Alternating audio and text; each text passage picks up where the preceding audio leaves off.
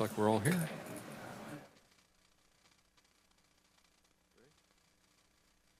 Okay, well, back from closed session. Mr. Ritchie, would you report out? Yes, Mr. Mayor. From closed session this evening, no reportable action and direction was given to staff. Thank you. Thank you. Next is Pledge of Allegiance. Councilman Johnstone, would you lead us? Absolutely. Please stand. Salute. Pledge. I pledge allegiance to the flag of the United States of America.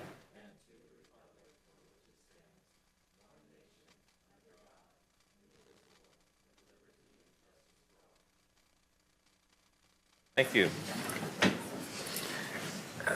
Next item, we have adoption of agenda.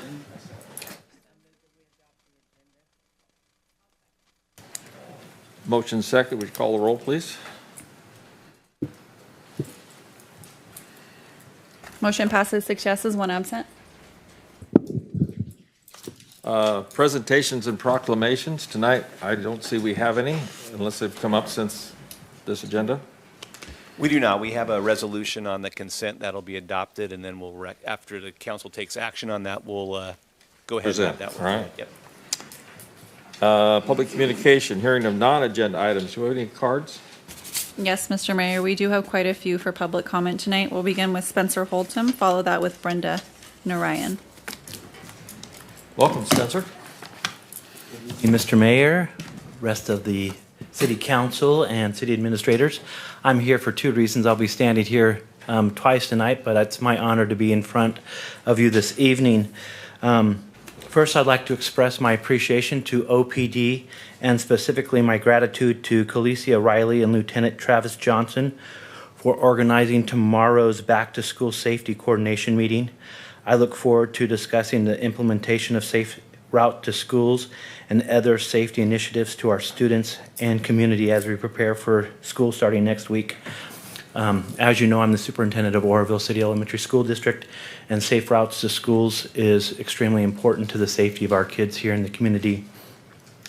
Additionally, I'd like to propose a discussion regarding enhanced safety measures for the Ishii Hills area on Foothill Boulevard between Olive Highway and Oro Quincy Highway.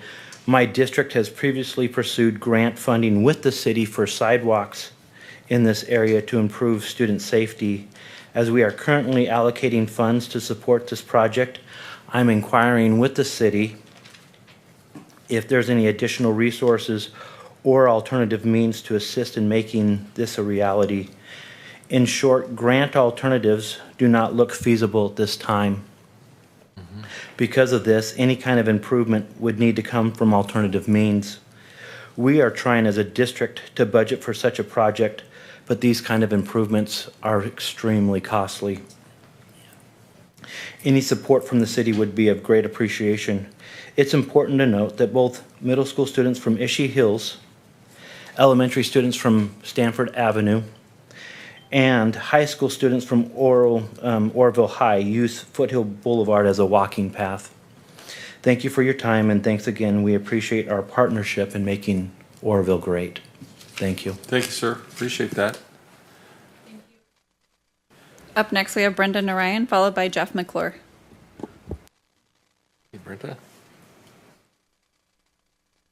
Thank you for having me. My name is Brenda Narayan. I'm PG&E's Government Affairs Representative, and I wanted to just come and give you an update on a couple of projects here in the city, particularly around gas.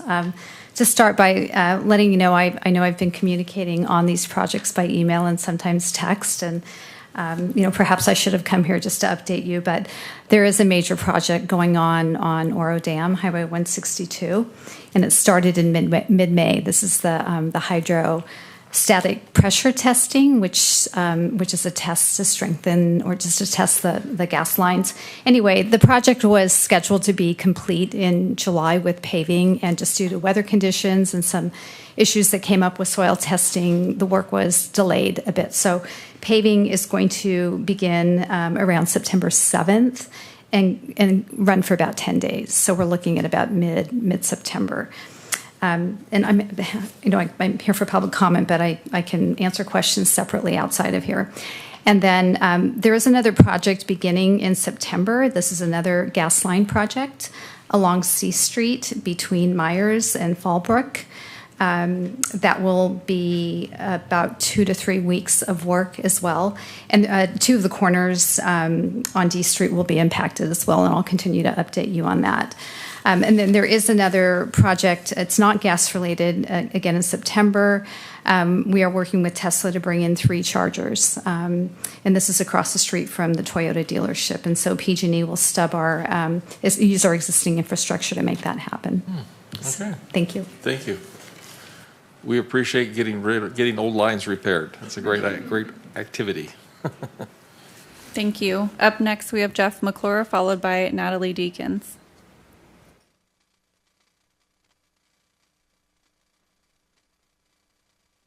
Hey guys, my name is Jeff McClure. I'm here to follow up on a formal complaint I emailed all of you on the 17th of July regarding the shed installed on property affiliated with sitting members of this council. It's been over 2 weeks, and aside from one acknowledgement, there's been no formal response from the city. That silence speaks volumes. The letter outlines specifically concerns about zoning compliance, permit status, electrical safety, use classification, and potential conflicts of interest.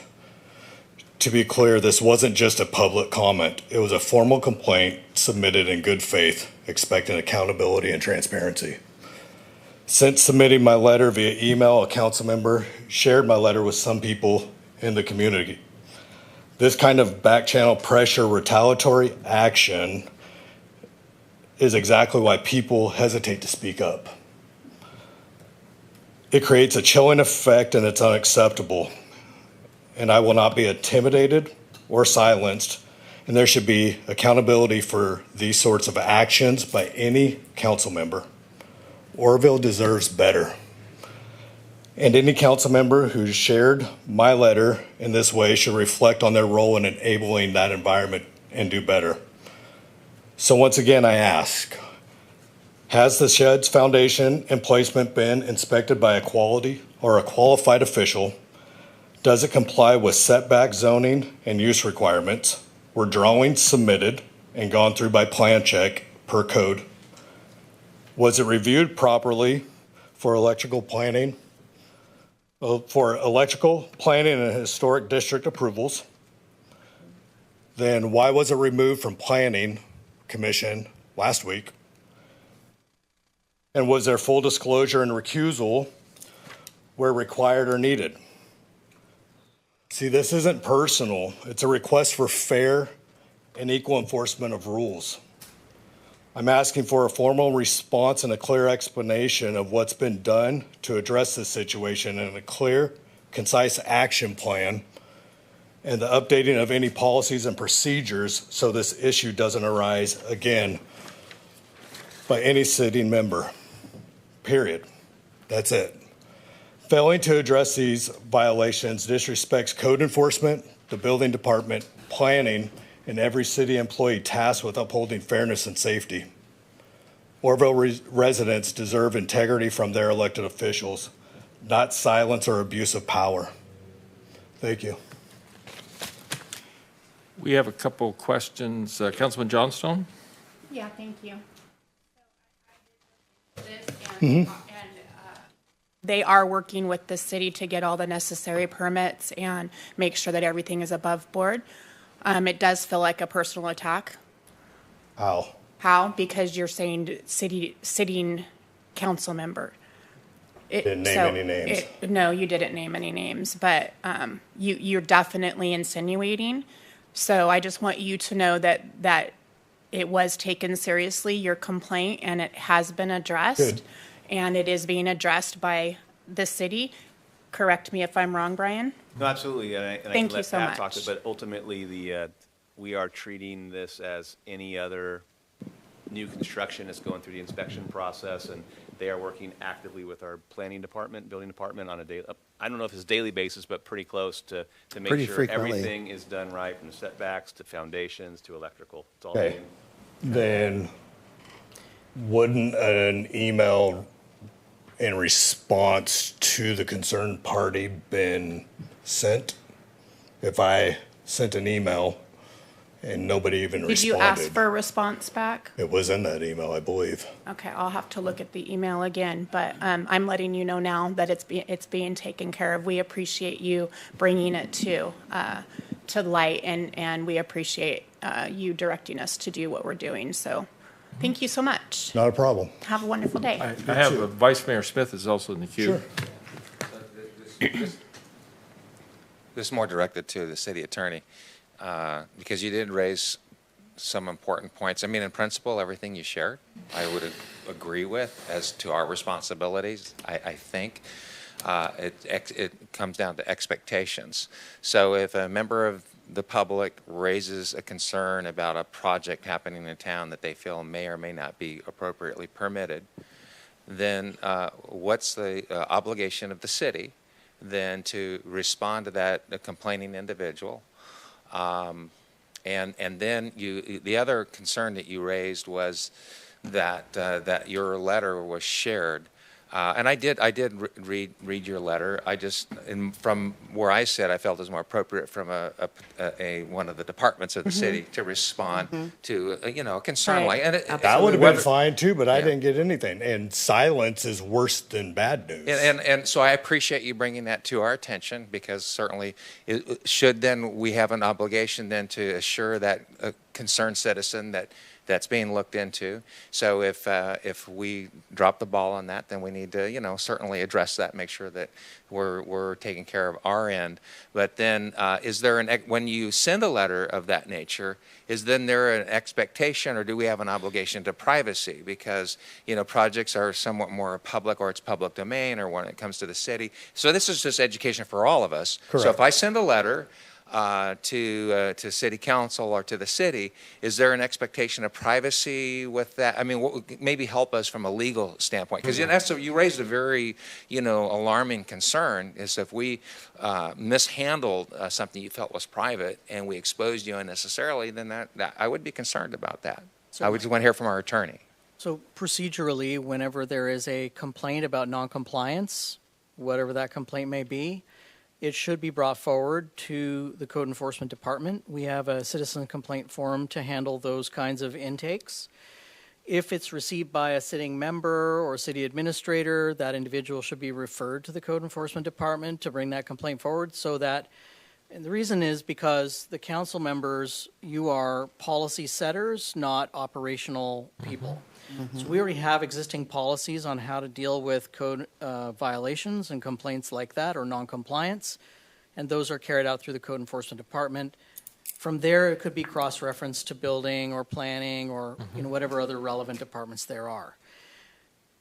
The complainant in the code enforcement reporting process has some expectation of privacy, that their complaint isn't going to be revealed to the subject, so that we don't chill people from filing complaints. We don't want to, reduce the willingness that people will share information with us as a city, so that we can fix as many things as we can. The flip side of that is that when we receive requests for information about those complaints, we end up having to redact them. And thus far this year, we've had close to 200 public records complaints that we've processed. Many of those involve redacting so that we can protect complainant privacy or the identity of permit holders, these things that are protected under the law. So not all the information will go back.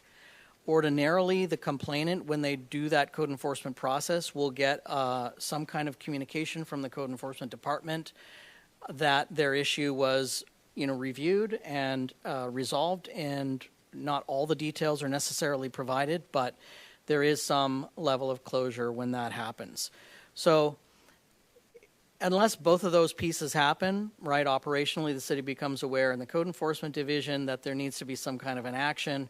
We're sort of on the operational side at the mercy of whoever receives that to point that person to us to resolve them. Okay. So that's the process, and I hope that people understand that if they do have a concern, one of the ways to get directed to the right resources is to come to the City Hall front counter and ask how can they file a concern or a complaint about a concern that they saw that might not be in compliance with city code. You'll be given a form, you fill out the form, code enforcement follows up on those daily. So that's the process. I think that part of his question was, though, an email received to a city council member essentially is a public document. Yes, it is. It's not held in confidence, and I'm just answering that part of the question. Unless it's a complaint, and Right. then, you would want to, you Forward don't it. want to chill the complainant by revealing, Right. you know what I mean? So just kind of So- parsing this out, because he used that process as opposed to the, coming in and filing with a code enforcement Right. and making a complaint there. So he went to an elected, which is more of a political, for lack of a better way of saying it. Code was on it. Excuse me? Code was on it. Ronnie was on it. Okay. I mean, everybody was on But it. when, Wes was on it. I'm just letting folks know, when you do come to electeds and you bring forth a concern, there is, It's public it's a domain. different, it's a Public different record. dynamic, Okay. in other words. That's all. And so I just wanted to kind of vet that out. But certainly, we would never want the public to feel that they cannot come to the city when they have a genuine concern, because that would put a chilling effect on and bog down the process. Because certainly, we all have concerns about, rules of the road. And so the public certainly has a right and should feel protected in bringing those concerns forward. And when you said that, boy, my antenna went up. I just wanted to kind of parse that out. So thank you. Just be Thank you aware, for the there's an clar- intake process, so it's not, just always enough to have something come in with not the detail that's needed at code enforcement. So that's why they would do outreach, have you fill in the intake form, that kind of thing. And I Okay. don't know for sure, but I think these available online as well. Is that true? Yep. Yes. So It you have is. these online access to these forms as well. That's the mechanism that people should be directed to use. And if you get something in a different format, send them to that. So it's appropriate for us to respond back to him saying, please We have a contact process for code this. enforcement? Yeah, Okay, exactly. perfect. So we apologize for not doing that. No worries. Clarification on that. Thank you. Thank you. Yep. Yeah. Councilman Weber, do you have a question? I do. Mr. McClure, Yeah. let's, I read the letter as well, so would you like to identify which one of the members you're speaking about? Is it me? No. Are you sure? Yeah. Okay. There's two of you sitting up there that are affiliated with the church, right? Yep, there is. Okay. So if we could get across that line, then we could at least have a conversation. Would you like to have that conversation? Because if you believe, because by allegation, you're saying that, there's like, somebody's profiting or somebody's leaning on other people or somebody's using their position and power and influence to lean into something to make something happen. Is that correct? I stated what I stated in the letter, and that was I wanted a fair process for You're everybody. the author of the letter, so, I mean, was that the intention of it? Very much so. It's why I Okay. said exactly what I said. Okay, cool. I don't try to shoot Hold on. innuendos. I just wanted to establish, if we're talking about me, that's fine, we could talk. Okay. And so I'm glad to talk. Would you like to talk about that a little bit? Whenever. Okay. So the first question I have for Brian and Pat. Mr. Mayor, it- I do want to Yeah, kind I'm of going to say, indicate. this is not what we're going to have a conversation. This is what we call public comment. No, but it's public comment, and we can't carry on. I know, I'm stopping this because if we have the conversation, Yeah, that's that's fine. because it's an agendized item and we're violating the Brown Act. Okay, that's Okay, fine. so we appreciate your words given to us, and when we have a conversation back and forth to that, it's mostly for clarification of what we're talking about. So we've kind of gone beyond public comment, so I'm sure you gentlemen may have a conversation. Fine. It's not your fault, it's just I'm trying to hold it at that Yeah. because we have others to speak, I believe. Thank you, Mr. Weber. Yeah, of course, I'll Yeah. comply with whatever Yep. this council wishes. Right. But Jeff, I would love to have a conversation with you because you've been Let's grab you've been coffee. fed misinformation. Okay, let's go Okay. grab coffee. Okay. Straight up. Thank you, Yeah. sir. Okay. Appreciate that. Perfect, thank you. Up next, we have Natalie Deakins, followed by Amy Jernigan. Welcome, Natalie. Tough act to follow. I'm here tonight to share concerns raised recently at a meetup of local young professionals and small business owners about fairness and transparency in the city's permit process. Over coffee, our group found ourselves discussing permitting perceptions and the process. A troubling theme emerged, the feeling that there are two sets of rules in Oroville.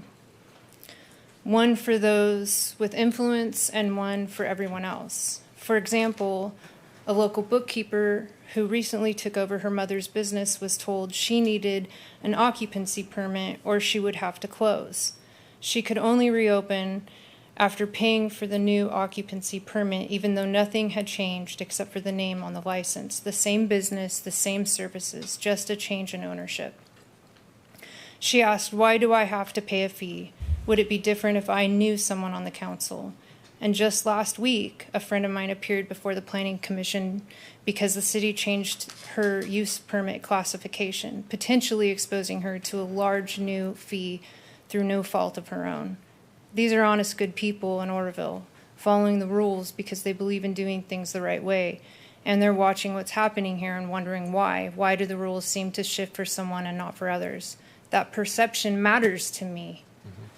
It matters to Oroville. And it becomes even more significant when those involved are elected officials or their affiliates. At least that's becomes a perception that I am being told by my age group and my peers. I'm not a small business owner. I am from Oroville and I do care. I don't expect perfection. We don't expect that as well, but we do expect consistency, transparency, and accountability, especially from those who took an oath to uphold the public trust. The standards should be high for public officials. That's what I expect. That's why we elected you. I'm not trying to come in and cause an issue or fight. I'm just here voicing my concerns on behalf of my peers, and I appreciate your time. Thank you. Thank you. I would recommend you get a hold of our city administrator to help with clarification of your issues, if you don't mind. We'd I'll give her appreciate my that. business card. She can talk to me. Okay, and Patrick. Thank you. Thank you. Up next, we have Amy Jernigan, followed by the cameraman. Welcome, Amy. Good evening. Just a reminder, August is Butte County Fair Month, so I'm here representing the Butte County Fair. I was appointed by our District 1 County Supervisor, Bill Connolly. August 21st to the 24th, note to self, 21st to the 24th is the Butte County Fair. We have a great lineup this year. We have Thursday night, our team roping, which has gone crazy huge, and Miss Butte County. We have Friday night is our tractor pulls and motocross, which should be a ton of fun. Bulls and Broncs with the kids mutton busting. Ooh, so fun. That's on Saturday, and the Destruction Derby on Sunday, which they are doing again the RV mashing against each other, which is it's like so redneck hillbilly. I gotta love it. We are also having line dancing and some canine dog shows. There's a ton of fun, a new kids area. They're going to bring some more carnival rides to an extended kids area, the Sportsman Expo in Farmers Hall. We would love to see you because not just all the fun, but let's be honest, you got to come have a corn dog and, see all your friends and family. So an invitation, please come see us at Butte County Fair. I have posters for you guys, businesses, wherever you want to give them out. Okay? Thank you. Thank you, Any Amy. questions for me? No? See you at the fair? Yes. All right. Thank you, Amy. Thank you. Up next, we have the cameraman, followed by Brian Wong.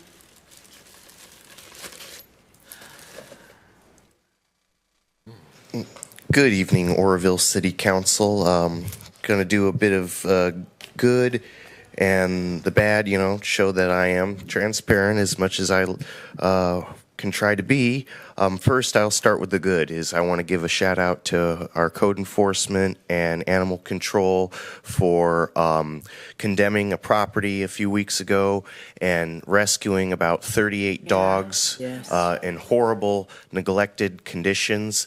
Not to, put city against county, but it didn't take 38 of these dogs to escape and maul a woman to death in Feather Falls for them to finally be seized and taken by the county and charges brought against the owner. Yet that individual still remains uncharged for the death of that woman. The only thing he's been charged with is not having his dog's license and not being on the leash, which is just lapsed to fines and fees and collections.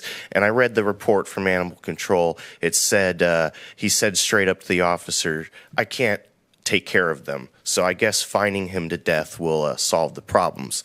But anyways, you know, in regards to code enforcement, good job on their part, and also getting the building red tagged.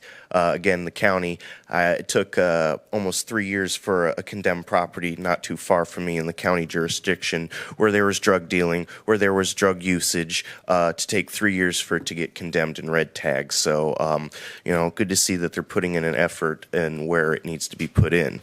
But on the not so good side is also a few weeks ago, former Officer Cizik of the Oroville Police Department was disposted, if you will, not disbarred, but disposted. That means he is no longer certified to be a peace officer in the state of California for his actions involving the woman that he left on Neal Road, who was subsequently struck by an unknown vehicle, and that person fled to Saline, and she has been permanently disabled in a way, disfigured from this. The city has settled litigation on the matter for around $3 million. In my opinion, this should have never happened. Even on Facebook, people are saying that, you know, oh, well, you know, she's a drug addict user, you know, that's what she gets. No, that's not what she gets. We have a duty of care and custody to whoever they may be, whether they're a drug addict or not. And even if I wasn't a police officer and a woman, quote unquote, started freaking out and I didn't think I had the right to detain her, I sure as hell wouldn't leave her out in the middle of nowhere on Neal Road, regardless if she was coming off of meth or not. And I'm almost out of time, so I think I'll leave it at there. Thank you. Thank you, sir. Thank you. Up next, we have Brian Wong, followed by Bill Before you move Spear. along to the next person, I just want to clarify. Yes. Yeah. The Post Commission made a unanimous recommendation to decertify former Officer Cizik, but that hasn't become final yet. Oh, okay. Thank you. Brian, welcome.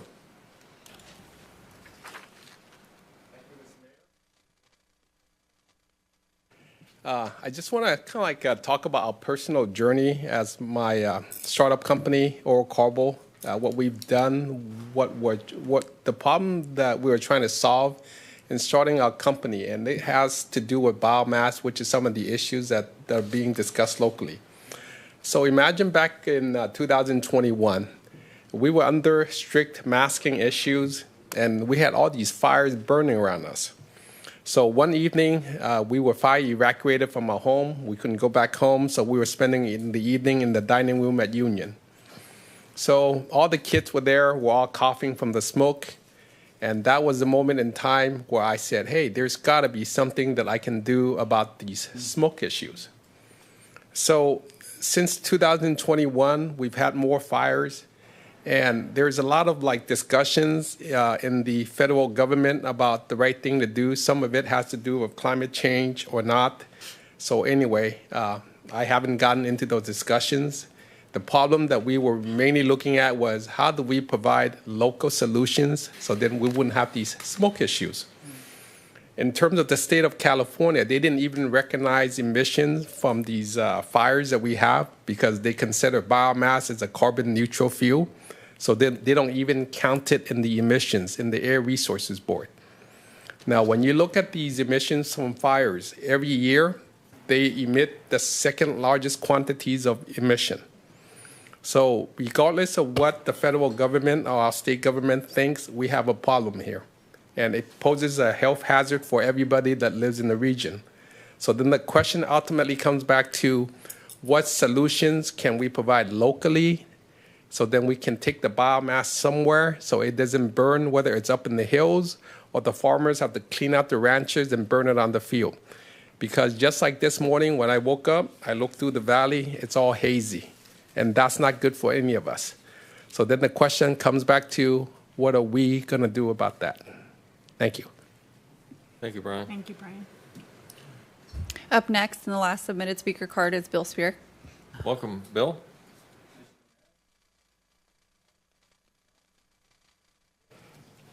Verse of the day is Galatians 6:9. Do not grow weary in doing good. You'll receive a harvest if you do not give up. So why am I here? A few different reasons, but one, about 10 years ago, the mayor showed up at our pastor's prayer group and said, "Are you guys paying attention to what's going on in Orville?" And I was like, "Not really." And then she said, "And what about the Father's house is prayer walking downtown? How come you guys aren't involved?" And I said, "That's a good question." So we began to prayer walk downtown. The Hope Center was letting us borrow an office space, and so we would prayer walk. We'd go underneath the underpass and pray over all the businesses. That we'd sit on the city hall on the steps for 40 days and pray over our city and pray over all the businesses. And as I look back and see all that's happened from then till now, it's amazing, and it's God's word fulfilling itself. And I was going to share the verses out of Joshua chapter 1, but the not growing weary and doing good. And I just want to thank all of you guys for not growing weary. That God's got a plan for our city, and just continue to do the next right thing. He's going to continue to bless us and prosper us and provide for us. And I'm real excited for the opportunity to come pray for you guys today. Father, we are so grateful and thankful for calling us and choosing us and using us to make a difference in our city. Thank you for our city council, our code enforcement. Thank you for the police and the fire. Thank you for your word. It says, "Bless those who curse you, bless and do not curse." And so we ask for you to continue to open up the floodgates, continue, God, to help the businesses, not only downtown, but for all our city. Continue to not let us just complain about things, but to make a difference and not grow weary and continue to answer the call. Thank you for the Hope Center the Rescue Mission opening and all that you're doing there. Years and years of them being faithful and not growing weary. And Lord, the harvest is coming, and just continue to bless them. Continue to bless the Hope Center. Thank you for them. All of the service groups in our city, we are not growing weary. Just continue to doing the next right thing. We love you. We praise you. We give you all the glory in Jesus' name. Amen. Amen. Any other cards? That's all I have, sir. Thank you, folks. Next item up is the council announcements and reports. Anyone want to offer something real quick for an announcement from the council? Councilman Weber, Yeah. go ahead. I would love to acknowledge the community outpouring of support that happened over the weekend a few weeks back, and it did happen really quickly, but it was like 3 weeks ago. Tank, the barber from Fades 3.0 Barbershop, reached out and said he had a certain amount of backpacks, and he wanted to do a backpack giveaway, back to school thing, school supplies, haircuts, whatnot. And I'm telling you what, I had no idea we would get the outpouring of support we did from the community. There was about 500 people that showed up. We burned through 275 backpacks in about an hour and a half, and they did 215 haircuts. We went through 400 hot dogs. I mean, they had face painting. It was just a phenomenal event, and I just wanted to commend Tank, the barber over at Fades 3.0 Barbershop, and all the community partners that stepped up to the plate. Walmart, Better Buy Discount Groceries, Cuts by Lelsey, the Orville Community Development Coalition, New Two Farms, Southside Community Center, and I know I'm missing some there because there's just too many to list, but it really, it's worth noting what they did, because to see those kids getting those haircuts, everything, what a wonderful event that was. So, Orville truly is a great community full of wonderful people. And I say it all the time that our slogan is the city of gold, but the people are really the gold. And that's what makes this community so great when you come together. And I just wanted to give a shout out for that because it was just such a wonderful event. So. And Ricky too. Yeah. Anybody else? Ricky Gabriel wasn't involved in that too. Yeah. I'm sorry. That is so true because Ricky Gabriel played an integral part of that facility. I was leaving somebody out. Councilmember Johnstone was there, So it was a great event. So thank you for reminding me. I'll make a quick mention about Mission Esperanza, which has been a long time coming. I believe it'll probably start accepting clients this week, probably. It's a great project that I think it's setting a new pilot for the way these things are done to handle that particular population. So it was nice grand opening on Friday, and it's been a lot of work and a long road. We had hoped to have it back in April, but here we are, August. That's the way things go. Small beginnings. And there's a lot of partners that helped. I know PG&E stepped up and helped with the connection to the electricity, Loped with the sewer issue, water issues. Everything's been a big collaborative thing. I should also mention on the Supplemental Benefits Fund committee that we serve on, we did get notice from DWR that they're going to add an additional $200,000 a year for our uses to help with economic development projects in Oroville. That funding was $100,000 a year in the past, but that contract had dried up, and the new contract was approved, and we'll probably have some requests for proposals coming out in October, maybe November. And then I just want to mention this council supported the Lyle Phillips 100th birthday celebration. It was very well attended. The Monday Club was full. Our Congressman LaMoffa had a nice offering, and James Gallagher, the Assemblyman, and it was a good day. He was also awarded a Hall of Fame status with the high school because he'll be leaving and won't be here for the dinner. So they actually awarded that during the dinner. And I also want to throw out, we got a lot of utility work going on around town, so just be careful driving around town. I mean, yeah, it really is. I mean, we got water, sewer lines, electric issue, gas lines, and when you see those signs up, please follow them, because, I mean, even on Yard Street this morning, I was driving down Yard Street, and I go, wow, wait a minute, I didn't even know this was going on. So just be careful around this town. There's a lot of utility work going on, and plan in a little extra 5 or 10 minutes driving time, because you may be waiting in a line. Anybody else? Council, I'll go to staff now. I just want to put a quick plug in for National Night Out tonight at the Unicone until 7 o'clock this evening. Have cones with a cop. So anyone interested in going and supporting law enforcement and should go ahead and do that. That's all I have. Delser? I'll talk briefly, a little bit about the dog case. That was some amazing teamwork with the Oroville Police Department, who initially went over there for the welfare check. We are good at communicating with all our departments when it's necessary. And Willow Emberland was the code enforcement officer that went over there, and she is a tenacious, caring individual, and could have easily walked away from that situation, let the police department handle it, and file the appropriate charges, make the arrests that they need, but really went above and beyond, helping animal control, making the call out to animal control, getting all the wheels moving, going back and doing the red tag. It was a lot of work. And, I really appreciate her, I appreciate my department, but I appreciate the working with the police department, working with animal control, and just staying in communications with one another, because there was no one department that could have made that happen successfully. And it's a very sad situation. If you looked at the front of the home, you would have never known what was going on inside that home. Never. Ever. It just took a welfare check and a concerned citizen to make that happen. Next, I want to talk a little bit about code enforcement, and I know there was some stuff mentioned in open comment today. We live in a charter city, and we have rules that are a little more stringent than general law cities, and our rules and ordinances and stuff are designed to protect our citizens that live in our city, protect our buildings, protect our structures.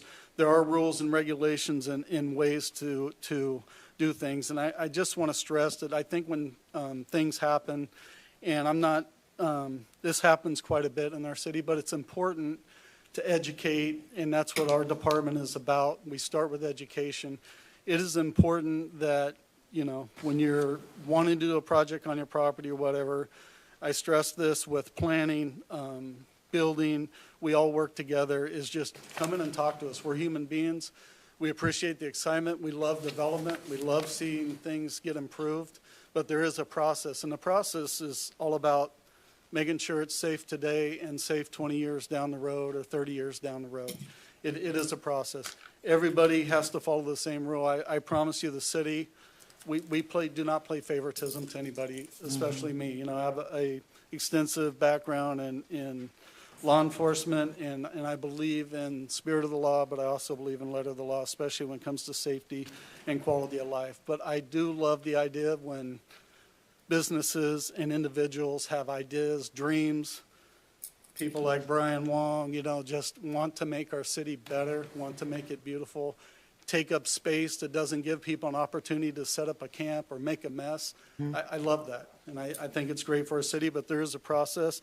Come in and talk to us and let us know what your dreams and desires and everything else is, and we'll make sure that, you know, we can give you the best map or navigate the process the easiest. Moving on to code enforcement, our numbers for July, we closed 58 cases. We opened up 60 new cases.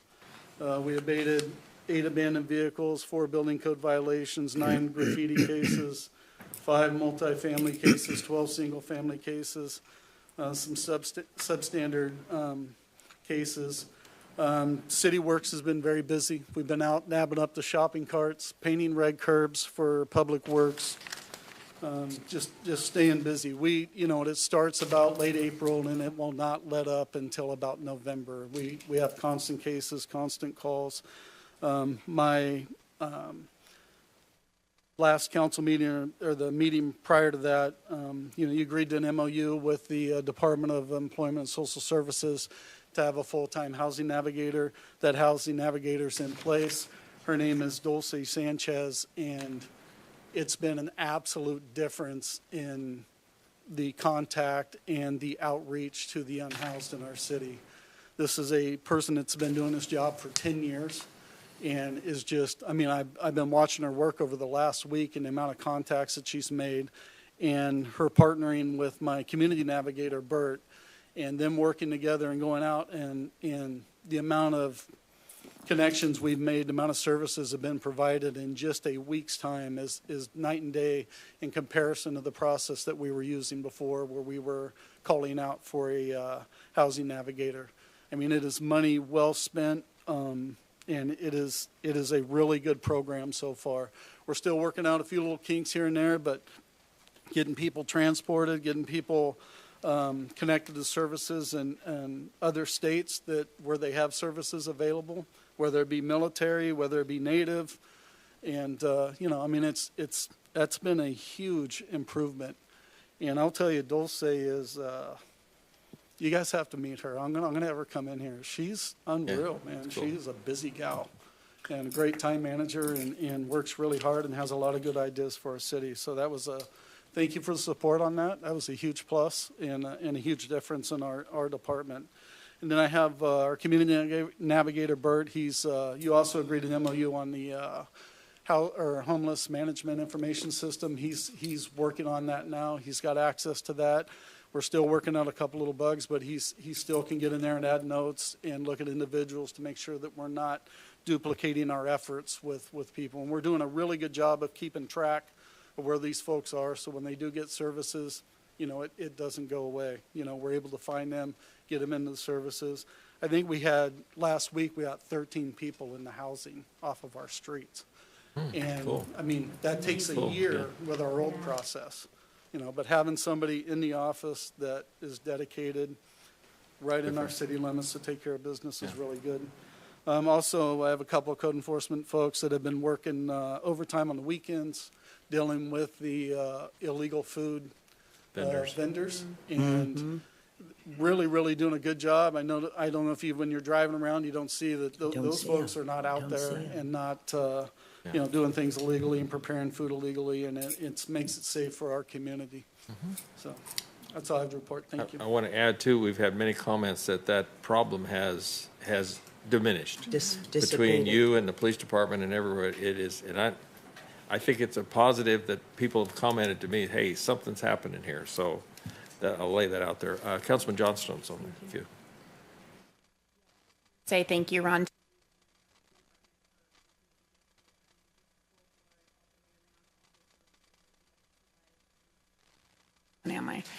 We just appreciate the work that you do, and I'm super excited that you brought on the Housing Navigator to work with Bert and the HMIS system. I think it's that, along with Mission Esperanza, is going to just really be a pathway for, you know, our most vulnerable population. So I just want to personally say thank you. You guys are doing a fabulous job.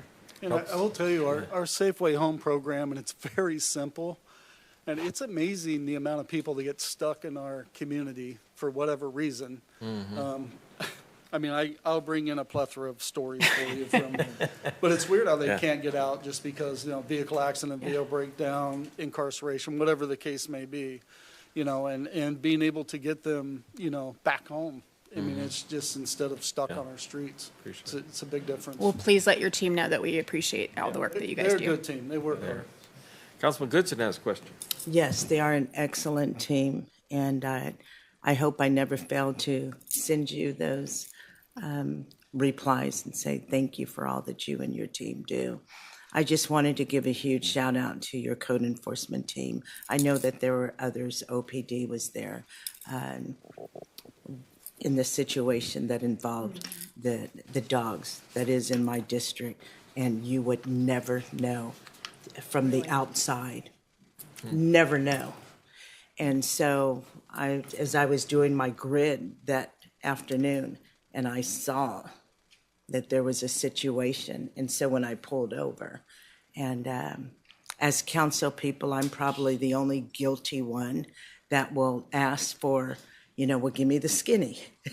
Give me the 411. You're not. Give me what you're not going to give to the public. So, and your team was very professional. It was a horrific situation. I probably would have divulged all sorts of information if the shoe was on the other foot. And so your team acted with professionalism. They did not compromise the integrity of the investigation. One of your people, after I tried to get information in 2 or 3 different ways, he says, "Ma'am, I'm on the clock." And that was enough for me. Really, So I really thank you, because that shows the quality of leadership that you and the characteristics that you instill in your team. So hats off to you, Ron. Thank you. And I would also like to announce, we have 2 more properties that we're demoing in the one in the area of Elgin and Lincoln will be the final one on the list when we started this program of one of the burn structures that were in Southside. And, you know, it's our 21st home that we've either demoed or was able to get into receivership hands or into a developer's hands. Good work. And it's going to be a huge improvement in that area. It's good work. The next, we're moving on to the commercial structures, so stand by. All right. Thank you. All right. Who's up next? Melissa? I want to compliment you on this report for us, but I have a big question about the beavers. Whoa. We have beavers in our drainage systems now? Oh, yeah. Yep, we've got 3 beaver dams. So, Wow. Yep. Whatever. We're working on those. Yeah. And trying to follow appropriate procedures. It's amazing to me when you look at the detail of the drains and the problems we have with our drainage system that none of you ever see, except the other day when the smoke was pouring out on Oradam Boulevard. That became a big deal, so tell us what you have. All right, well, there's more to come on that, too. I guess I'll kind of keep it brief because a lot of the update is in your report. You'll see an update there for what the airport division's up to, and if you're curious on, you know, any fuel sales, that information is there as well. From our engineering division, really, there's two engineers, and we've been incredibly busy, both with you know, plan reviews, development meetings, and also just new projects that we really want to try to implement in town. The public safety building out at Challenger, there's an update in the report for that. We did receive kind of some preliminary estimates looking like a projected cost to kind of convert that existing facility of about $2.5 million. But we're probably recommending a little bit higher of a budget just because there's some additional exterior upgrades that are needed for that, plus just some contingency, and we'll also need construction management more than likely. So more to come as that progresses. We're going to be working toward getting a full set of plans and specs on that conversion. Hewitt Park, I don't know if you've had a chance to stop by and see it, but doing well as far as budget there, and a lot of work has progressed. So just you're seeing now slides on the hillside, there's mass grading, concrete for the pickleball courts, all the playground equipment mark out and install began at the end of July. So there's going to be a community day on August 12th. The site will be accessible from the sidewalk so community members can see the progress, and it'll be about an hour or two starting at 11 a.m. on August 12th is kind of the goal for folks to be able to kind of come in onto the construction site and see progress. Cool. Corporation Yard update is in there as well. So phase 1 was $30,000, and that was to kind of do a preliminary, this is a design build contract, so just preliminary design and get us a full guaranteed max price. We had originally asked for 60 days, and we are well past that. There's just a lot of unknowns, unknown drawings we couldn't locate, and just a lot of questions that we needed to do a little bit more research on. So that 60 days has been pushed, but we're looking at a tentative date of September 2nd where that number will be presented to you more formally. So as discussed at the last meeting, we are running into some risks. I mean, just to be perfectly honest, there's electrical load challenges, which is expensive, and original scoping that didn't include some items that we were just going to need. They're like not wants but needs. So we'll come back with that number, and we'll see where it's at. Tim's been doing a great job working on all those projects. Streets and storm drain, so I won't go through all the numbers, you have them there, but our guys have been really busy striping, putting in new pavement where needed, and then it looks like they operated the street sweeper for a bit. You'll see new stop bars, legends, red curb, as Ron kind of discussed, and we had a kind of a big. You already kind of touched on it, but the fire that took place in that 72-inch culvert, so that's consumed quite a bit of time. But as Ron said, when needed, our departments pull together really well. So we had CAL FIRE came in, so quickly, assisted us with some drone imagery so that we could kind of get eyes on that full culvert system. So we entered the culvert system from the south at Central School Basin, and then again at Rayleigh's, and kind of over by Carpets Galore, and then at Rite Aid also. Overall, the culvert system is pretty clean. There is a photo in your packet of just some of the trash that we encountered, a lot of graffiti. We did see 2 folks living in there. So, and I expect that there are other culverts in town that we didn't fly that may be just as bad, if not worse. What it did show is that there is maintenance needed in our culvert system, so I don't think we've had a lot of good imagery for years, and so we just want to do a good job of do our due diligence, not just in response to this particular incident, but next steps as far as any of our reinforced concrete pipe, getting that relined, remortared, looking at the corrugated metal pipe sections and maybe getting them relined because the bottoms are getting rusty. So just items like that we've got our eyes on, and we'll be adding it to our capital improvement project list that we're continually updating. Thank you. Those are probably the biggest things. I've been spending quite a bit of time as well with Mark Thomas and BCAG and Caltrans regarding the, Caltrans, the 160, not 162, I'm getting my projects confused.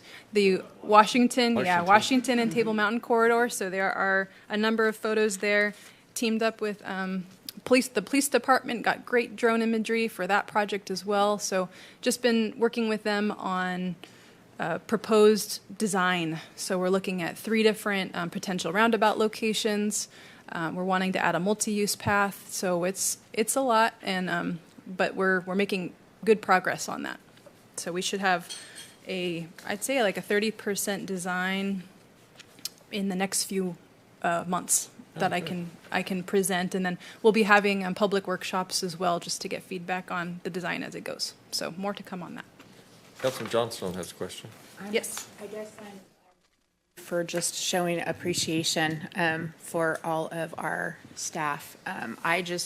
I really appreciate these detailed reports that you give, and you have so many different things going on with all of your departments, and I just appreciate all the hard work that you do, and your staff does too as well, keeping us updated on everything. It's hard to keep track of it all. So keep up the good work, and yeah, I appreciate you. Thank you. Yep, definitely couldn't do it without the team. Yeah, they for write sure. most of this. Let them know we appreciate them too. Yes, Councilman absolutely. Weber's got a question. Yes, thank you, Alyssa, so much for these comprehensive updates. They're really great. Love the photos, love the updates. I go by Hewitt Park all the time. Love looking at it personally too. Appreciate the conversation you and I had the other day, especially in regard to some of the safety traffic measures we were talking about, and like looking at exploring some of the options, especially at that one intersection we were discussing with that T-bone accident just happened the other day. And then I also appreciate the conversation to follow up on that, on the storm drain, the 72-inch drains where the fire was, and looking at how we could prevent that type of activity from taking place in those tunnels, and from the unhoused congregating in those areas, and then, having that happen again. That one that you and I were discussing over there by the O'Reilly's parking lot is clearly that is a gate that can be controlled. So I appreciate that conversation with you. I appreciate the follow-up. And I appreciate just how great a job you're doing. Thank you very much for what you're doing. You're really taking things next level. And the crew is just out every single day doing great things. 7 o'clock this morning, right in front of my house, painting the slow, children. As soon as I walked out to go to work, they were there. And it's just really, really impressive what's going on. So I'm super thankful for that. I'll pass on the good word. Okay. Thank you. All right, Patrick, anything? Can I add one more thing Oh, yeah, before you please. go? I'm sorry. I just wanted to speak to the item that you brought up with the ISHI. So it is absolutely on my radar, and I'm definitely going to be working with BCAG to get that section of Foothill onto their regional transportation plan, which is really going to help us with grant funding, large scale grant funding. Same with it's hard because these kinds of projects do take time, and in order to get those funds, they do have to land on state and federal lists, and those things only get revised every so often. So I am definitely looking at our top priority projects, and we'll be getting those onto that list for funding. And I think it's an absolutely critical project that would really qualify. It's got very strong points, and we could probably get some money for it. So I'm hopeful. Mm-hmm. Good. Patrick. I'm not going to try to follow tearing down houses and beaver dams. All right. No updates from my department. Yeah. Go ahead. I just want to follow up, Mr. Mayor. Just some conversations this evening about both Permits. just the about double standards. I just want to stress to you and the public that I work with these department heads on a daily basis, and I can assure you that there's not any special treatment for one person or the other. And in addition to that, I just want to say, working for your council, I've never been asked by any of you to do anything special for anybody. If I did, I wouldn't be here, to be candid. So I just want to stress that. But I do also, public perception is public perception, and if there are feelings, I certainly do encourage public members to come to talk to us. my door's always open. Sometimes it might be busy, but I will absolutely listen to somebody who has concerns because I don't want that to be the feeling out there. So just wanted to pass it along. Thank you. All right. Appreciate that. Thank you, Brian. Could I add on that one? When I spoke Sure. to the woman outside, I did acknowledge that maybe it's a failure on my part to not have communicated to the city, to the community properly, the efforts that we're making towards making it easier for businesses to open and operate here. You know, we're actively reaching out to people. We have, we've implemented, well over a year ago, a pre-development meeting or for any business that wants to come in.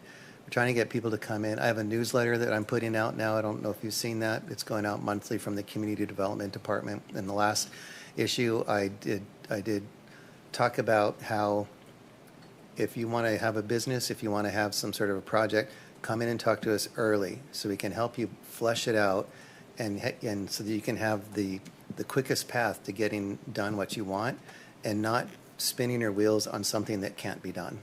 So I did acknowledge that to her, and then she and I will be talking about this later. The other people that she spoke about, that she's heard about from complaints, I asked her if she would bring them all in to do a little roundtable with me so I could talk about that further. Good.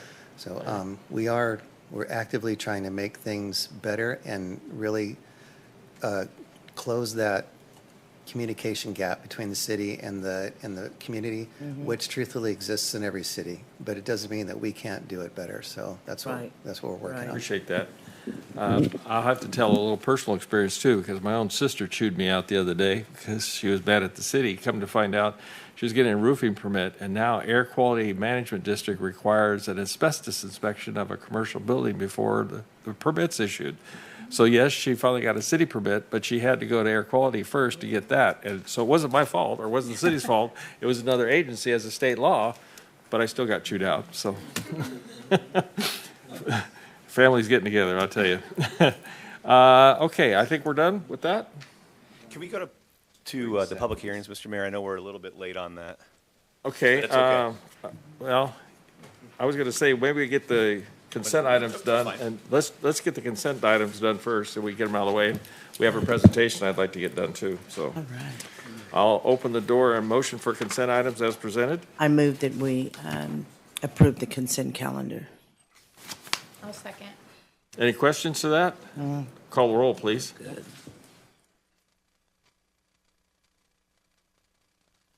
Motion passes 6 yeses, 1 absent. So with that, can we have the presentation done? Councilman Reynolds, would you please do so? Thank you. This is item number 5, resolution recognizing Casey Dahl for extraordinary efforts. Come on up, Casey. Thank you.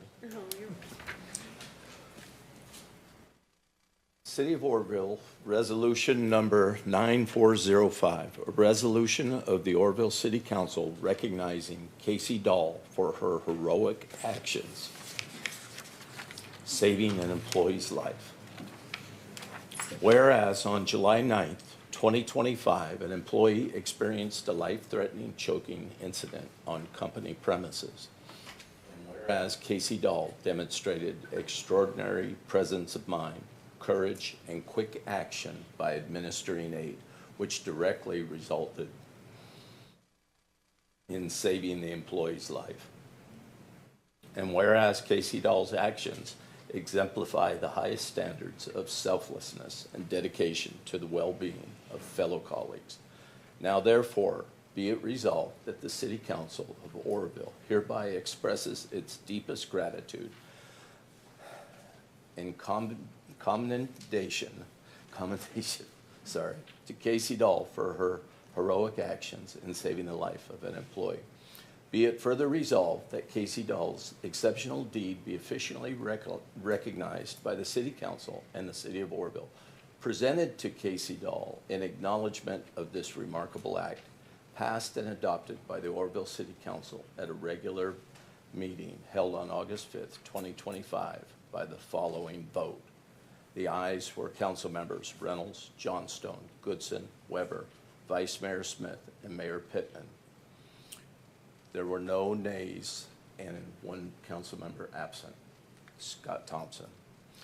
But I want to personally thank you, because it was my wife that you saved.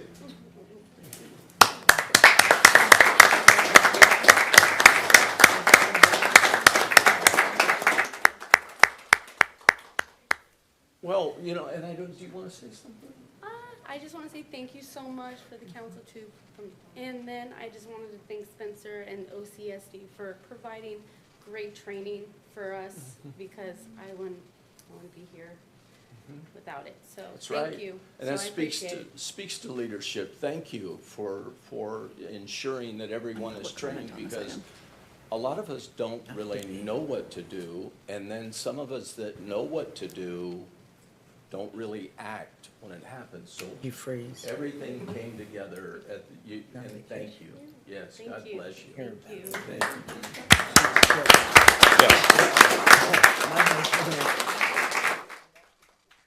Mr. Mayor, before we move on, we do have one public comment on this item as well. Oh, okay. Spencer? Welcome, Spencer. Oh, yeah, I'd be back. Welcome. Thank you.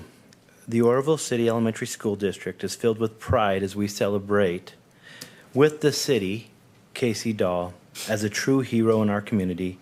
Her quick, professional, and selfless action saved a life, and for that we are eternally grateful. Casey's heroic act is a shining example of the best in our humanity and our community. Let's all join together in giving her the accolades and attention she so richly deserves tonight. Thank you very much.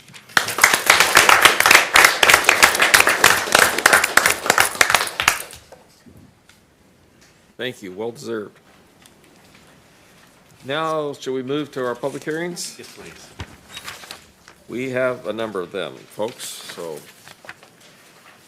the public hearings, starting with item number 9, the annual assessments for the city's consolidated benefit assessment districts, zones 1, 2, 4, 6 to 8. We're good. For this one, we do not need anyone to recuse themselves for this action. Okay. Any comment cards on this item? None received, Mr. Mayor. I'd entertain a motion from council. So moved. Second. Call the roll, please. Mr. Mayor, I just want to interject. So these are being heard as public hearings, and then they will all be approved in a single item number 8. So you don't have to have an individualized roll call, I don't believe, on each one of these. I believe we Is that Wait a minute. I believe we do. The 218 certification was a separate one, so that encompasses all of them. But Yeah. That one's a separate one? Yeah. Okay. Yeah. All right, so you can disregard that. Yeah, our public hearing has been open, and we're going to continue now. Did you announce the roll? Yeah, motion Okay. passes 6 yeses, 1 absent. Number 10 is the annual assessments for the city's consolidated benefit assessment district zones 3, 5, and 9. Do we have anybody recluse? We do. We do have, for this one, we're going to have Mayor Pittman and Councilmember John Stone recuse themselves for this Thank vote. you. Got it. Vice Mayor. All yours. So, looking for a motion?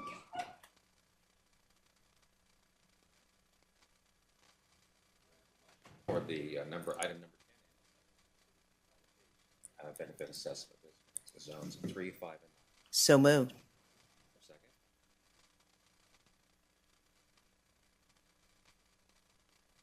Motion passes with 4 yeses, 2 recusal, 1 absent.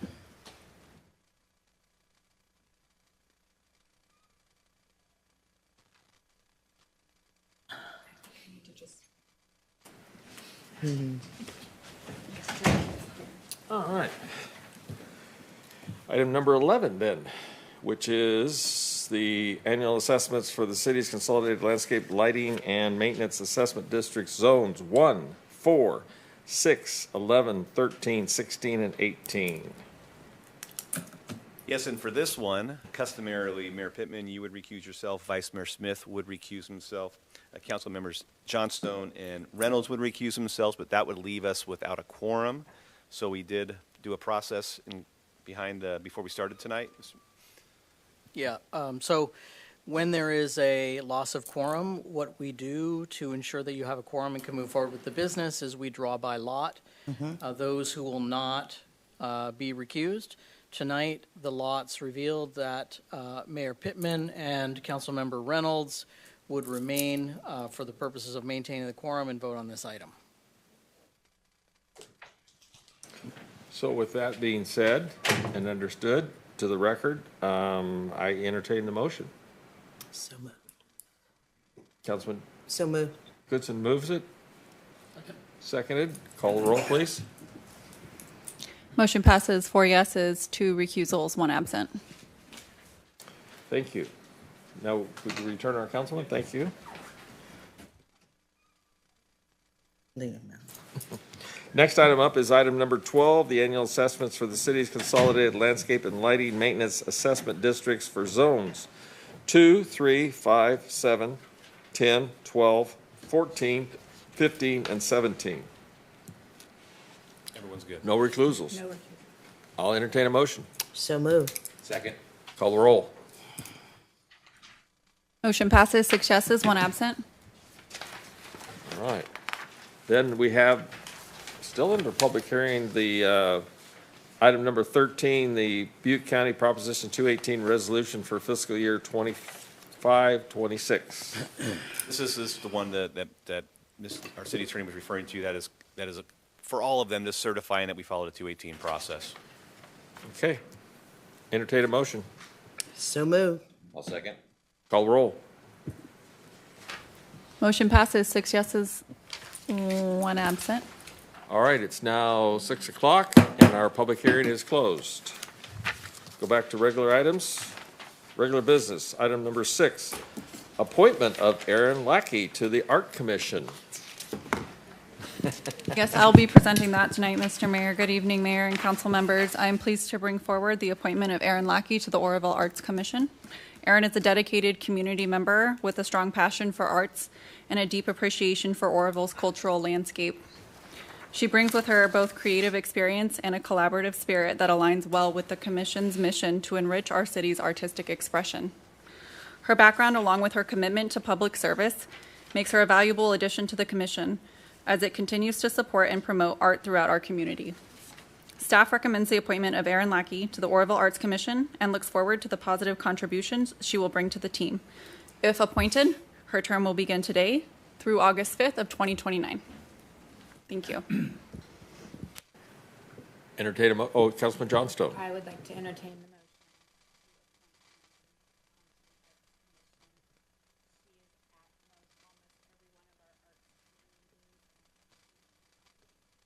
So moved. Excellent. Oh, second. Councilman Smith is still in the She question. moved.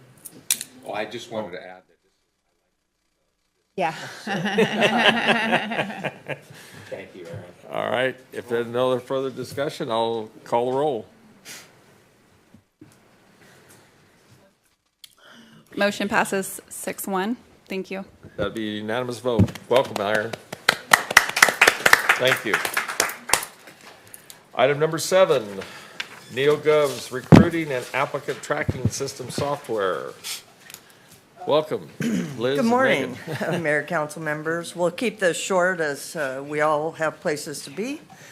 You know Megan, she is our HR analyst. She's been here just over a year, and she is our rising star. She is going to be a smooth transition when I leave next year.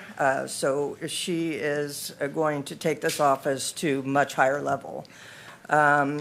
Aaron, come on up. We've also added Aaron. This is Aaron Dillon. Yep. He is the new HR tech. He just started on Monday. So hopefully between the two of them, we're going to get them trained up. So again, there will be smooth transition for next year. We're here tonight to go over NeoGov. I know this was on consent calendar a couple meetings ago, and due to fiscal conservative ideology here that it didn't pass that time, but we're kind of here to request again that NeoGov is really a good program. And I believe that not only will it help us save money and time and resources, but it'll take our office to the next level.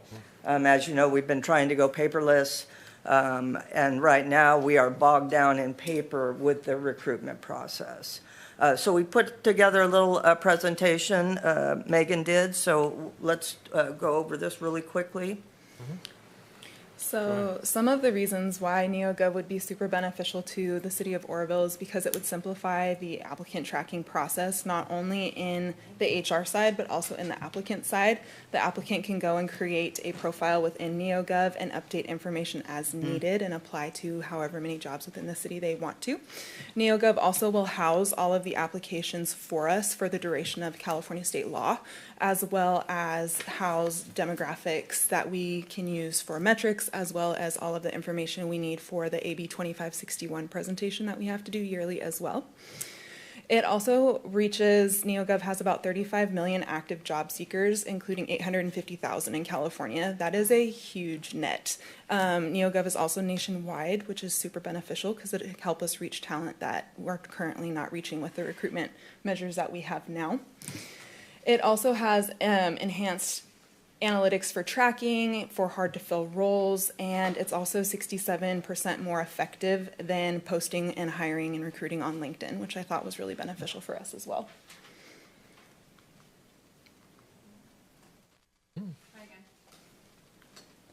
Awesome.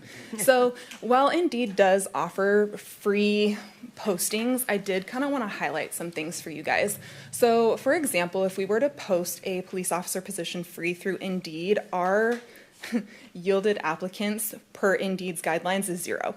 In order for us to get at least 2 applicants, we would need to pay $33 a day, which is about $460 a week. If you multiply that by however many positions we have open at the time, that can get very costly very quick. And for only 2 applicants, to me, that is not a good use of the city's funds. Indeed has been great in entry-level positions, but again, for those harder to fill positions or those more highly qualified roles have been a little bit more challenging for us to recruit through Indeed. CalOps is also a really good second to NeoGov. However, they are limited in the applicant tracking only. NeoGov does offer other modules if we choose to grow into those for onboarding, for I-9 verification, performance evaluations, things like that. They also only have about 412,000 registered users, where NeoGov has 35 million, so also a wider net. Internal labor hours. So last fiscal year, I spent 832 hours on recruitment alone, which netted to about $27,314 because our recruitment process is so manual and paperwork heavy. If we are to implement NeoGov, that would go down by at least half and allow me to focus on other projects such as updating our personnel rules and regulations, kind of doing some more things to maintain our risk management scorecards through NCCSIF, and allow me to kind of work on bigger overall projects to streamline onboarding and things of that nature. We also kind of use in our applicant process, not even interviewing, about 5 reams of paper in a year, which doesn't seem like a lot now, but if you would include how many things that we use to print for interviews and things like that, that adds up very quickly. And the average rejection letter right now takes on average about 3 to 4 weeks to send out, where NeoGov, we actually would have the ability to send that out automatically, as well as offer letters to kind of help increase and close that gap for applicants to hear back from us quicker. Did you have anything else? I just think that this would help us. Right now, we are filling our vacancies. It's been a slow process with Megan here. It's been wonderful because she's taken that role on, but you can see how much time it's taken her to do that. I also think that with it reaching the amount of people it does, the 35 million, that we might be able to bring some of these consultant positions in-house, building official, planners, engineers, that kind of thing. I'm hoping that we can fill those positions and get rid of our consultants, which would save us money also.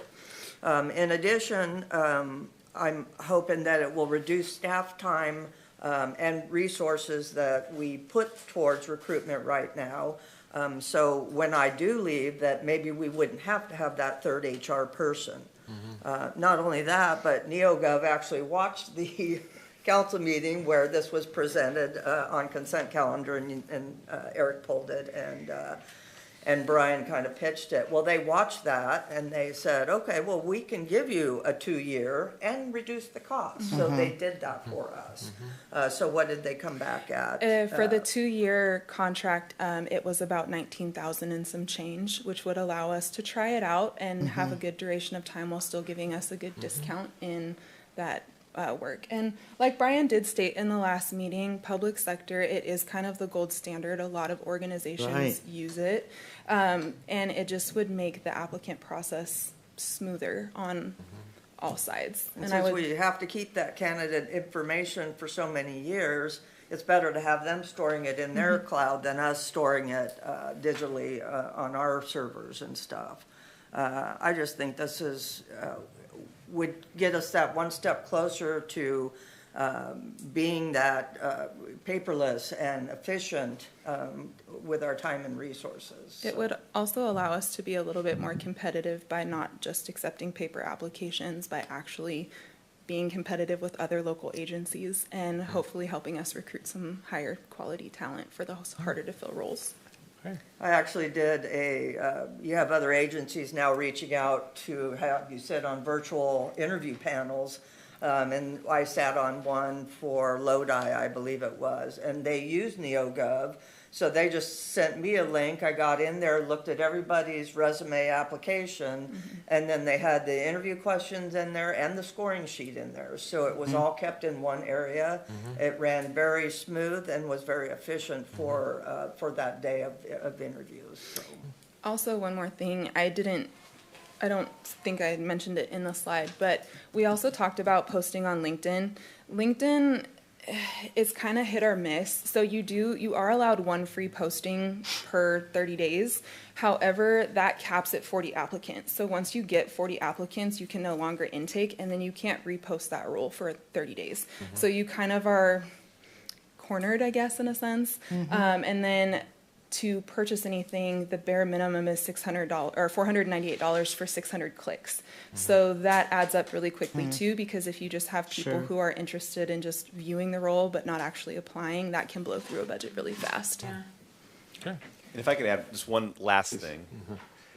We, staff absolutely appreciate Vice Mayor Smith and others' concerns about our fiscal, obviously sustainability, and we've already had one meeting with staff looking at ways or brainstorming ways of how can we reduce costs or increase revenues. But this is one of those things where actually, due to the concerns raised, I have to give Megan credit and the council credit because they came back and they knocked a few $1,000s off it, which every dime helps. So, but this is one of those items where I really think the approximately $9,500 a year is gonna prove its weight. We'll save more than that. I have Councilman Vice Mayor Smith is in the queue to start with. Yeah, thank you, Mr. Mayor. Yeah, I really appreciate your tenacity and the fact that you've gone back and doubled down, willing to come and confront this council and say, we really, and not only that, you obviously demonstrated why this is a good move and how that this program will save the city money moving forward. Kind of like the art of the deal, right? Kind of a little back and forth negotiation. And it put you in a position of sharpening your pencil and thinking strategically. You know, I love it. That's what this process is all about. So, you know, kudos to you because you've changed my mind. Some say that council, you know, once we entrench ourselves, we can't, you know, we're not going to change our mind. But no, I just want to really encourage that kind of forward thinking, progressive thinking. That's great. That's awesome. We were actually both watching, and we both got on the phone. We gotta do. Oh my God, why aren't we there? Yeah. But you know, I think you'll feel better about this program and moving forward, and how it's going to really, you know, save you time, which time is money. Yes. And you certainly made that point. So I just congratulations on changing at least one council member's mind, and good job. Thank you so much. Thank you. I appreciate that. And we got a better deal. Go team. Go team. Right? Councilman Goodson's in the queue.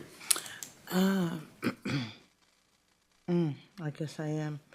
So here's a question. Do the pros significantly outweigh the cons? Absolutely.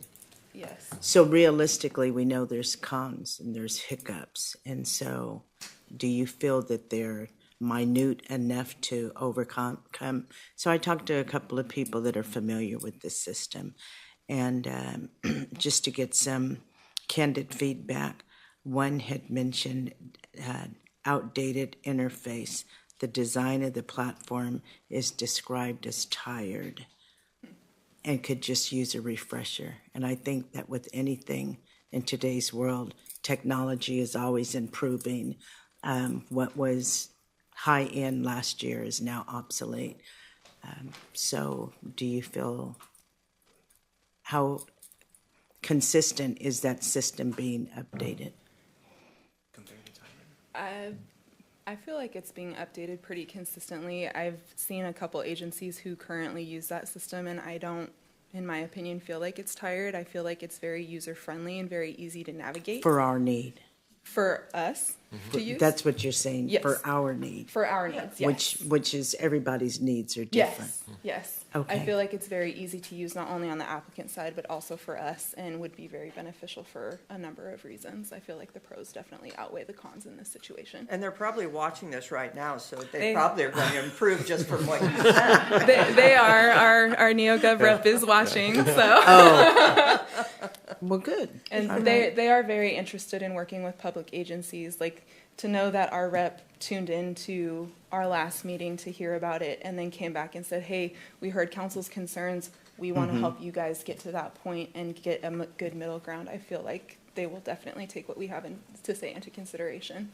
Okay, thank you. I'm in support of it. And I hope the one thing that happens are, when I applied to work here for the city of Oroville on December 3rd, 1975, it's the same application. It's the very same employment application. So let's change that. Can we update that? This is why we're moving forward and being progressive, So, right? and I only bring that up because that's how much of a leap this is. This is a Yes. huge leap This to is really huge. perform things and get it, into the Yes. real world, and just to getting away from paper forms. And I hear you because I've been part of that process. So I supported to begin with, but the reality is, that's the same application form we've had for over 50 years, and it's these time young to people, change. they don't do paper anymore. No. they Everything is don't. electronic to them. And you can only so- write so small to fill in the blanks. So I'm in support. Yes. Anyway, Vice Mayor Smith is in the queue. Yeah, I just wanted to make one other comment about AB 2561, which is another unfunded compliance from the state. And so, and I got to thinking about, just trying to manage that, and that this program helps you. So there's all those tools that are super important so that we're in compliance with the state. And that also kind of moved my thinking as well. I just wanted to add that. Yeah, and NeoGov tracks all of those metrics that we need to report on that throughout all sites. So not only does it track NeoGov, it tracks from Indeed, it tracks from LinkedIn. Wherever we post, it tracks all of those metrics to make them more statistically accurate and also cut down my time. It took me about almost 3 weeks to gather all of the data because I had to do that manually across all the platforms that we have to make sure that I was able to present that to you. Yeah, thank you. Okay. Councilman Johnston. Thank you. That's what I was going to ask too, is how does it interface with other, programs or, that you would be using for the recruiting process, but you kind of answered my question there. And then also, what was my other question I was going to ask? As far as updating and keeping things current, it's consistently doing that. And you talked about modules, so there's additional modules that you can add on for different needs as they Come up. up. And is that extra costs to do that, obviously, I would imagine? Yes, Okay. and if we decided to move that direction, if we don't have to backfill the HR tech role after Liz retires, I'd like to kind of take some of those funds to look at purchasing more modules as needed. I don't want to frivolously spend the city's money because I value what we have, but I do want to make sure that we can keep things consistent and streamlined and easy for all parties involved. Okay, thank you. Councilman Goodson's question. Oh, already. Aaron. So welcome aboard. Hello. And are you familiar with this system and what are your thoughts?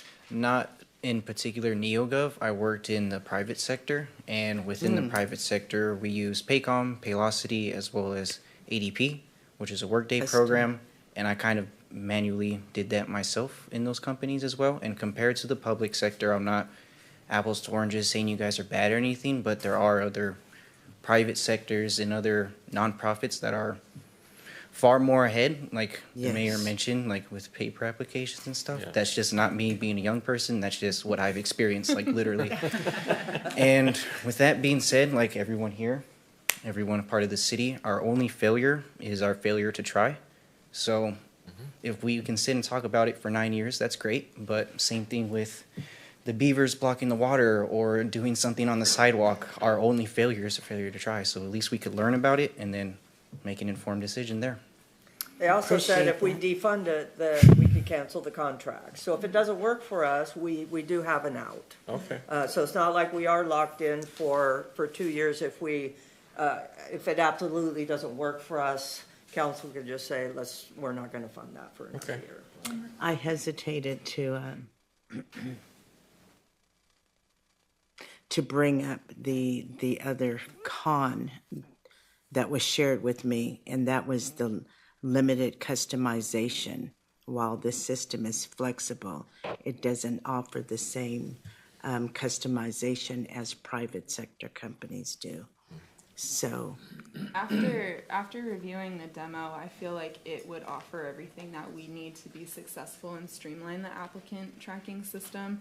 I've had experience with Paycom and Workday, and while they're great, I feel like NeoGov and their support team is definitely a lot more customer focused than some of those areas or those other private sector softwares. So I think if we really had major concerns, we would be able to consult with the NeoGov reps and try and figure out a good compromise that would benefit us without impeding on what they have going on. well, you're the expert and you know exactly what our city specifically needs.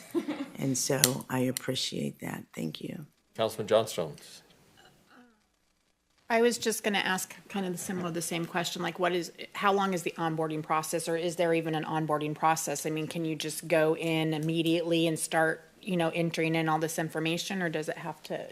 Onboarding process, like to get NeoGov up and running? Yeah, like what? It would probably take like a couple weeks just to get everything up and running to The way our we want it. satisfaction, and then Okay. go from there. Okay. Yeah, and I want to make sure that we do it right, so Sure. if that takes a little bit of extra Yeah. time, that's fine.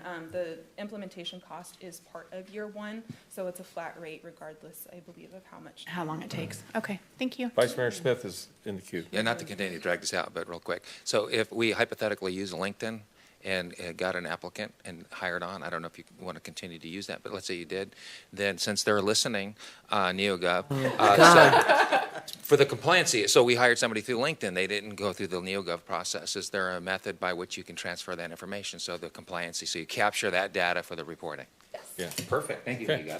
NeoGov. Do we have any cards on this? I'm good. Any other questions? I'll entertain a motion. So moved. Second. Call the roll. Beat that horse to death. Do you still love me? Motion passes, 6 yeses, 1 absent. Thank you, folks. Thank you. Yeah. Welcome, Aaron. Welcome, Aaron. Thank you, I Aaron. appreciate it, and I look forward to learning a lot and then contributing my best to help everyone. Well, again, welcome, sir. Thank you. Thank you, everybody. Number 8, annual special tax for Communities Facilities District Number 2006-1, Westside Public Safety Facilities, and District Number 2006-2, Public Safety Services for fiscal year 25-26. Do we have anybody who needs to recuse themselves? She lives out there. Yes. Yeah. do it. Just in Yeah. case. Yeah. Put it on my mind, thank you. Okay. All right. Do we have any cards on this item? We do not, Mr. Mayor. Council questions? No. Entertain a motion. Move to adopt resolution number 9402. Second. Call the roll, please. Motion passes, 5 yeses, 1 recusal, 1 absent. Can I Yes. confirm that motion? There was resolution 9402 and then 9403 as well. Yes. Oh, yes. That was the full agenda item, Yeah, so just yes. want to make sure that was. Right. 9403 as well. Can we get our Second. councilman back? You want to do that too? Yeah, let's revote with all of that Okay. if we can. We're revoting with 9402 and 9403. Yes. Call the roll.